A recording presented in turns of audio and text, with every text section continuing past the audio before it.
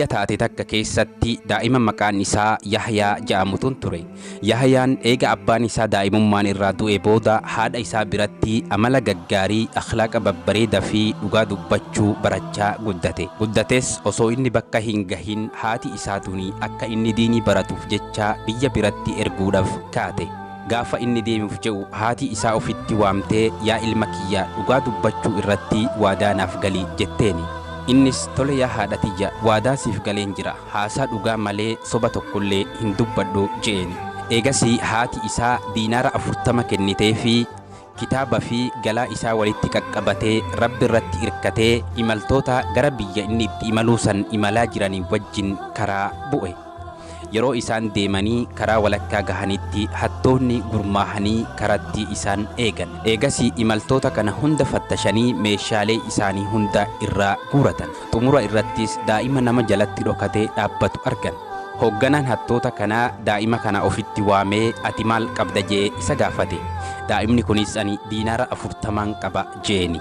Hatichi kunis qishnanatti godhutti jirta, yoo hin sobda tahe adabbii narraa si tuqu baadhachuu hin dandeessu jee isa akeekkachiise. Eegasan booda hattoota isaa tokko waamee daa'ima kana fattashi jeeni.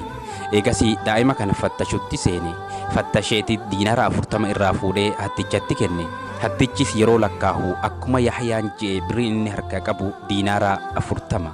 Hedduu isa ajaa'ibee yaa mucaa akkan sirraa fudhadhullee ni beekta, maaliif dhugaa natti dubbatuun kan kee si barbaachise jeeni. Daa'imni kunis ani yeroon haadha tiyya biraa bahu akkaan ani dhugaa malee haasa'a sobaa hin dubbanne haadha tiyyaaf waadaa galeetiin deeme. Kanaaf jechaani dhugaa malee soba tokkollee hin dubbadhu jeeni. Hattichi kunis mataa isaa lafatti gadi qabee hedduu waan rifatee fakkaata. Ati waadaa haadha teetii diiguu dhabuuf jecha haasawa dhugaa natti dubbatte.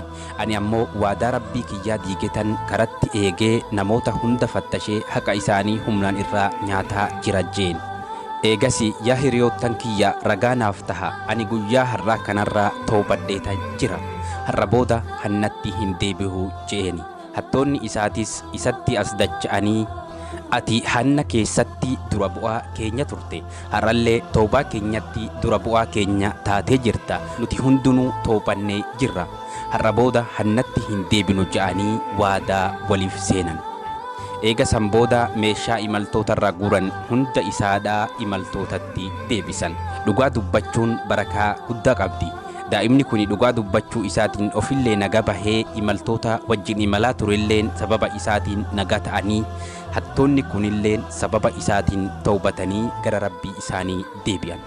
Kabajamtoota fi jaalatamtoota obboleewwan kiyya, viidiyoo kanarraa waan guddaa hubatuu keessan shakkii tokkollee hin qabu. Haga viidiyoo kanarra caaluun walitti deebinutti